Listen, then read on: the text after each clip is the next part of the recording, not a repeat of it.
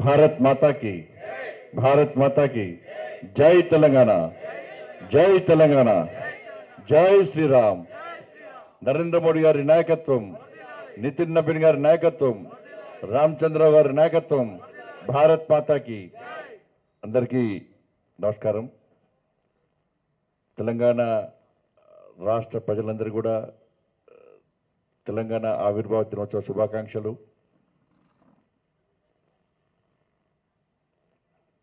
అనేక దఫాలుగా ఉద్యమాలు చేసి తమ ప్రాణాలను అర్పించినటువంటి అమరవీరులందరూ కూడా ఈ సందర్భంగా నివాళులు అర్పిస్తూ వాళ్ళని స్మరించుకుంటూ అందరికీ తెలంగాణ ఆవిర్భావ దినోత్సవ శుభాకాంక్షలు. మనందరూ తెలుసు, చాలామంది దత్తాత్రేయ పెద్దలు, మనందరి నాయకులు, ప్రియతమ నాయకులు దత్తాత్రేయ గారు కానీ, బూర నరసింహగౌడ్ గారు కానీ, మహేశ్వర్ రెడ్డి గారు కానీ అనేక విషయాలను మన ముందు చేయడం జరిగింది. అవన్నీ కూడా వాస్తవ విషయాలు. తెలంగాణ రాష్ట్రాన్ని సాధించుకున్నాం కానీ అనుకున్న తెలంగాణ రాష్ట్రాన్ని సాధించుకున్నామా, అనుకున్న ఆశయాలను నెరవేర్చుకున్నామా, అనుకున్న లక్ష్యాన్ని మనం చేరుకున్నామా అని చెప్పి ఇవాళ ఆలోచించుకోవాల్సిన పరిస్థితి ఇవాళ తెలంగాణ రాష్ట్ర ప్రజలది. తెలంగాణ రాష్ట్రం ఏర్పడక ముందు తెలంగాణ రాష్ట్ర పరిస్థితి ఏంది, తెలంగాణ రాష్ట్రం ఏర్పడ్డ తర్వాత ఏమైనా పరిస్థితులు మారినాయా అని చెప్పి ఒకసారి ఆలోచించాల్సిన విషయం ఆసనమైంది. సమైక్య రాష్ట్రంలో తెలంగాణ రాష్ట్ర ఆర్థిక పరిస్థితి ఏందో తెలుసు. తెలంగాణ రాష్ట్రం ఏర్పడ్డ తర్వాత మన ఆర్థిక పరిస్థితి ఏ విధంగా దిగజారిందో ఒక్కసారి ఆలోచించాల్సిన అవసరం ఉంది. మొన్నటిదాకా 10 సంవత్సరాలు బీఆర్ఎస్ పార్టీ పాలన, 2.5 సంవత్సరాలు కాంగ్రెస్ పార్టీ పాలన. బీఆర్ఎస్ పార్టీ పాలనలో పేన మీద ఉన్నట్టు ప్రజలు భావించారు. కసితోని ఓట్లేసి కాంగ్రెస్ పార్టీని గెలిపిస్తే ఇవాళ ప్రజలందరూ పొయ్యిలో పడ్డట్టు భావిస్తున్నారు. వాళ్ళు ఏదో కడుపు తీసుకుంటే కాళ్ళ మీద పడ్డట్టు ఇవాళ తెలంగాణ రాష్ట్ర ప్రజల పరిస్థితి ఇవాళ కుక్కర్ చెప్పిన విస్తరగా మారిన విషయం వాస్తవం. ఇవాళ 10 సంవత్సరాలు తెలంగాణ రాష్ట్రాన్ని సాధించుకున్న తర్వాత 10 సంవత్సరాలు బీఆర్ఎస్ పార్టీ ఈ రాష్ట్రాన్ని పాలించింది. కేవలం ఒక కుటుంబము ఆదాయం పెరిగింది తప్ప ఏదో చీమలు పెట్టిన పుట్టలో పాము జొరినట్టు కేసీఆర్ కుటుంబం ఇలా తెలంగాణలో జొర్రి ఉద్యమకారుల రూపంలో ఇలా తెలంగాణలో జొర్రి ఇవాళ తెలంగాణ రాష్ట్రాన్ని ఏ విధంగా దోసుకున్నారు, ఏ విధంగా లక్షల కోట్ల ఆస్తులు సంపాదించుకున్నారో ఇవాళ తెలంగాణ రాష్ట్ర సమాజం ఆలోచించాల్సిన అవసరం ఉంది. తెలంగాణ రాష్ట్రం ఏర్పడి బీఆర్ఎస్ పార్టీ వల్ల కాదు. ఇవాళ తెలంగాణ రాష్ట్రం ఏర్పడేది భారతీయ జనతా పార్టీ సహకారం వల్ల, భారతీయ జనతా పార్టీ యొక్క విధానం వల్ల, భారతీయ జనతా పార్టీ యొక్క నినాదం వల్ల. 1400 మందిని బలి తీసుకుంటే తప్ప కాంగ్రెస్ పార్టీ తెలంగాణ రాష్ట్రాన్ని ఇవ్వాలి. 1400 బలి తీసుకున్న సందర్భంలో ఇవాళ సుష్మా స్వరాజ్ గారి పార్లమెంట్ సాక్షిగా మీరు తెలంగాణ ఇస్తారా, లేకుంటే మేమే ప్రైవేట్ బిల్ పెడతాం, లేకుంటే మేమే తెలంగాణ రాష్ట్రాన్ని సాధించుకుంటామని చెప్పి సుష్మా స్వరాజ్ గారు హెచ్చరిస్తే తప్ప కాంగ్రెస్ పార్టీ తెలంగాణ ఇచ్చిన విషయం సందర్భం కాదన్న విషయాన్ని ఒకసారి తెలంగాణ సమాజం గుర్తుంచుకోవాలి. తెలంగాణ రాష్ట్ర ఏర్పాటు కోసం భారతీయ జనతా పార్టీ కార్యకర్తలందరూ కూడా గల్లీ నుంచి ఢిల్లీ వరకు కూడా అనేక ఉద్యమాలు చేసిన విషయాన్ని ఇవాళ తెలంగాణ సమాజం మర్చిపోద్దని చెప్పి సందర్భంగా తెలియజేస్తున్నాను. కిషన్ రెడ్డి గారు కానీ, లక్ష్మణ్ గారు కానీ, అనేక మంది యువమోర్చా కానీ, విద్యార్థి పరిషత్ కానీ, అనేక సంఘాలు, భారతీయ జనతా పార్టీకి అనుబంధ సంఘాలన్నీ కూడా తెలంగాణ రాష్ట్ర ఏర్పాటు కోసం అనేక యాత్రలు, అనేక ఉద్యమాలు చేసి ఢిల్లీ వీధుల్లో లాఠీ దెబ్బలు తిని అనేక మంది కార్యకర్తలు ఇవాళ ఉద్యమం చేసిన విషయాన్ని ఇవాళ తెలంగాణ సమాజం గుర్తుంచుకోవాలి. కానీ దురదృష్టవశాత్తు ఇవాళ కేసీఆర్ కుటుంబం, కేసీఆర్ యొక్క డ్రామాల వల్ల, కేసీఆర్ ఆడిన నాటకాల వల్ల ఇవాళ భారతీయ జనతా పార్టీ చేసిన ఉద్యమం ఇవాళ ప్రజల ముందుకు రాలేకపోయింది. కానీ నిజంగా ఉద్యమం చేసింది భారతీయ జనతా పార్టీ.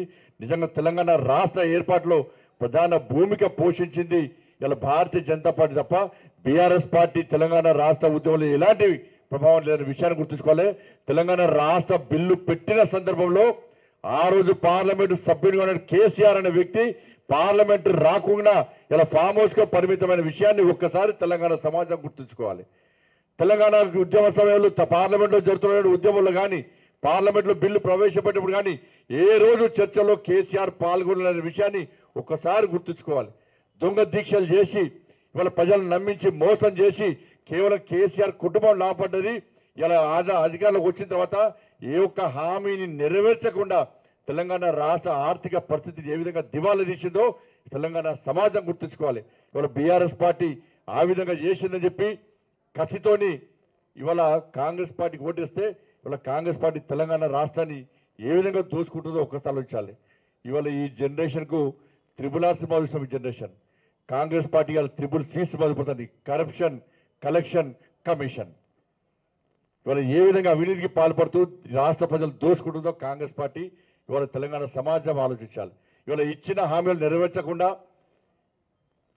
ఇవాళ కొత్త కొత్త పథకాల పేరు చెప్పి ఇవాళ 6 గ్యారెంటీల విషయంలో కానీ 420 హామీల విషయంలో ప్రజలను మోసం చేస్తున్న విషయాన్ని ఇవాళ తెలంగాణ సమాజం గుర్తుంచుకోవాలి. 2,500 రూపాయలు మహిళలు ఇచ్చే విషయంలో కానీ, 4,000 రూపాయలు మన తాతమ్మలకు ఇచ్చే విషయంలో కానీ, స్కూటీలు ఇచ్చే విషయంలో కానీ, తులం బంగారం ఇచ్చే విషయంలో కానీ, ఉద్యోగాలు ఇచ్చే విషయంలో కానీ, డిఏల విషయంలో కానీ, పంట కొనుగోళ్ల విషయంలో కానీ, ఇవాళ నిరుద్యోగ వృద్ధి విషయంలో కానీ, విద్యార్థి భరోసా విషయంలో కానీ, ఇండ్ల విషయంలో కానీ, ఉపాధి విషయంలో కానీ ఇవాళ అన్ని వర్గాల ప్రజలను వంచి మోసం చేస్తున్న పార్టీ ఇవాళ కాంగ్రెస్ పార్టీ అనే విషయాన్ని ఒకసారి మనం గుర్తుంచుకోవాల్సిన అవసరం ఉంది. ఇవాళ 6 గ్యారెంటీల అమలు విషయంలో పూర్తిగా విఫలమైన కాంగ్రెస్ పార్టీ పట్ల ఇవాళ ప్రజలు చీదరించుకుంటున్నారు, అసహించుకుంటున్నారు. ఇలా కోపంతో రగిలిపోతున్న విషయాన్ని ఇవాళ భారతీయ జనతా పార్టీ కార్యకర్తలు గుర్తుంచుకొని గ్రామానికి తిరిగి ఇలా భారతీయ జనతా పార్టీ యొక్క సందేశాన్ని నరేంద్ర మోడీ గారి యొక్క నాయకత్వాన్ని బలపరిచే విధంగా ముందుకు పోవాల్సిన అవసరం ఉంది. ఇవాళ ముఖ్యమంత్రి గారు కేవలం హామీలకే పరిమితమై ఇవాళ కనీసం కేంద్రం ఇచ్చే నిధులను ఇవాళ వాడుకునే పరిస్థితిలో కాంగ్రెస్ పార్టీ ప్రభుత్వం లేదు. ఒకవైపు కేంద్రం ఇచ్చే నిధులను దారి మళ్లిస్తున్నారు, మరొక వైపు కేంద్రం ఇచ్చే నిధులను వాడుకోలేని పరిస్థితిలో తిరిగి నిధులు వాపసు అయ్యే పరిస్థితి ఇవాళ తెలంగాణ రాష్ట్రంలో ఉత్పన్నమైంది. ఎందుకంటే పేరు కోసం తాపత్రయపడుతున్నారు. కేంద్రం నిధులు వస్తే దాన్ని వాడుకుంటే నరేంద్ర మోడీ గారి పేరు వస్తుంది, భారతీయ జనతా పార్టీ పేరు వస్తుందని చెప్పి ఇవాళ అడ్డగోలుగా ఇవాళ అవినీతికి పాల్పడుతూ కేంద్ర నిధులు దారి మలుస్తున్న విషయాన్ని ఇవాళ తెలంగాణ సమాజం గుర్తుంచుకోవాలి. తెలంగాణ రాష్ట్ర అభివృద్ధికి భారతీయ జనతా పార్టీ ప్రభుత్వం, నరేంద్ర మోడీ గారి ప్రభుత్వం కట్టుబడి ఉంది. ఇవాళ దేశంలో అన్ని రాష్ట్రాలు అభివృద్ధి చెందితేనే ఇవాళ శక్తివంతమైన భారతదేశ నిర్మాణం సాధ్యమవుతుందని చెప్పి వికసిత్ భారత్ లక్ష్యంగా నరేంద్ర మోడీ గారి ప్రభుత్వం అన్ని రాష్ట్రాలకు నిధులు కేటాయిస్తుంటే తెలంగాణ రాష్ట్రంలో నిధులు దారి మలుతున్నాయి. ఇవాళ తెలంగాణ కేంద్రం ఇచ్చిన నిధులు అవినీతి అక్రమాలు పాల్పడుతున్న విషయాన్ని ఇవాళ తెలంగాణ సమాజం గుర్తుంచుకోవాలి.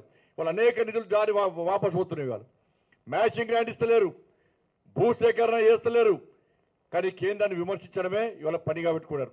అస్తమానం ఇవాళ 24 గంటలు కేంద్రాన్ని తిట్టడమే. ఇవాళ రాష్ట్ర ప్రభుత్వం తెలంగాణ రాష్ట్రం అభివృద్ధి చెందాలంటే కేంద్రంతో సమన్వయం పాటించాలి, ఒక మంచి ఆలోచనతో ముందు ప్రయత్నం చేయాలి. కానీ ప్రధానమంత్రిని కలవడానికి పోతారు, ప్రధానమంత్రి తిట్టిపోతారు. ఇక్కడ అవి మీడియాలో పోతే ప్రధానమంత్రికి పోతాయి.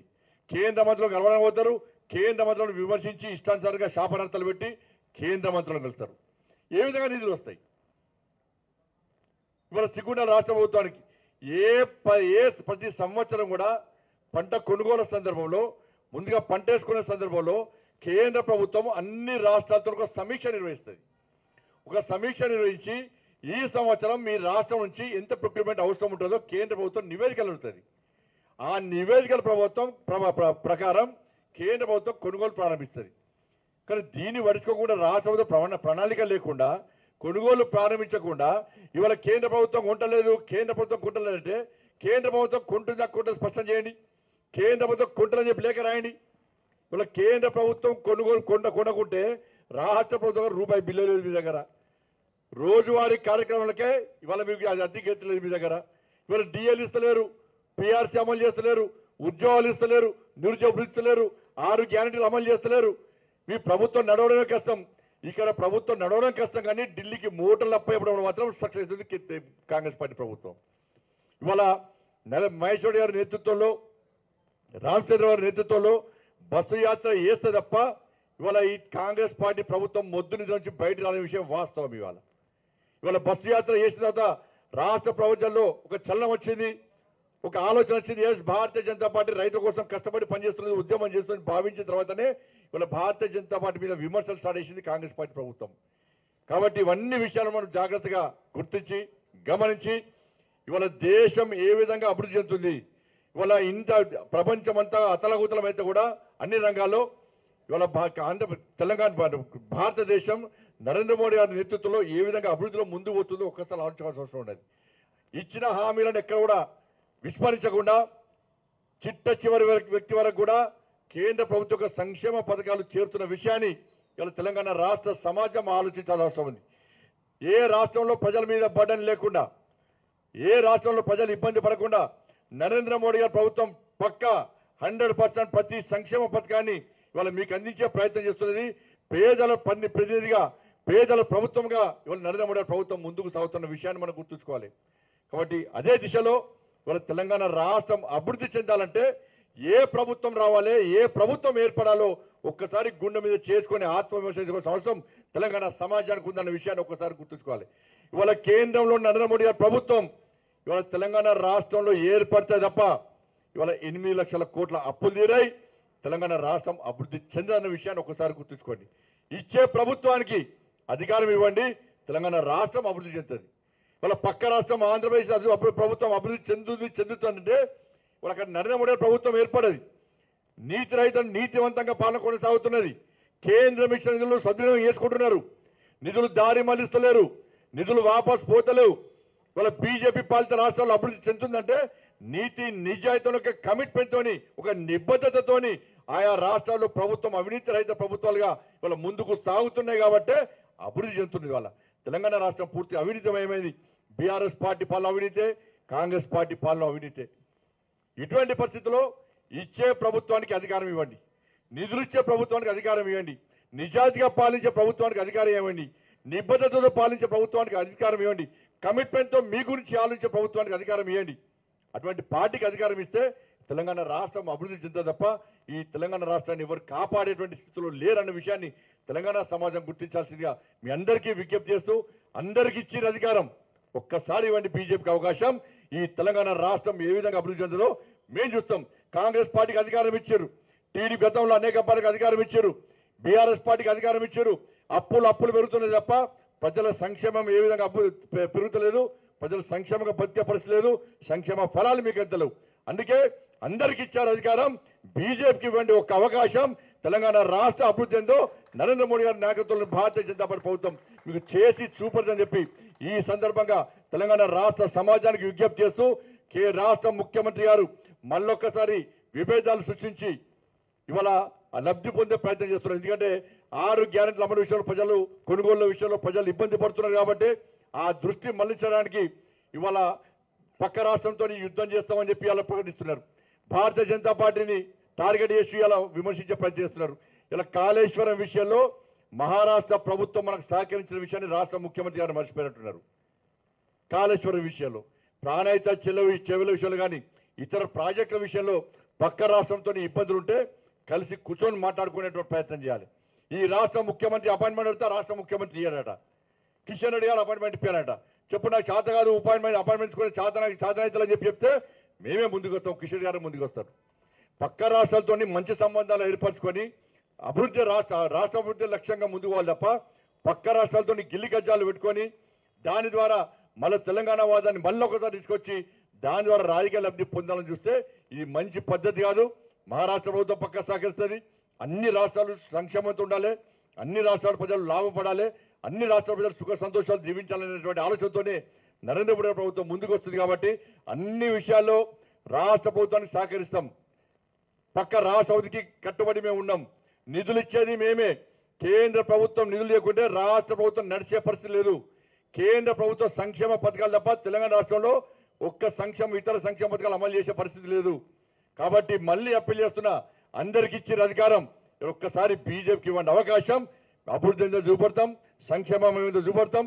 తెలంగాణ రాష్ట్రం ఏ విధంగా అన్ని రాష్ట్రాల్లో అగ్రగామిగా ఉండే విధంగా చూపడతామని చెప్పి ఈ సందర్భంగా విజ్ఞప్తి చేస్తూ మరొకసారి తెలంగాణ రాష్ట్ర ప్రజలందరూ కూడా ఆవిర్భావ దినోత్సవ శుభాకాంక్షలు తెలియజేస్తూ ముగిస్తున్నాను.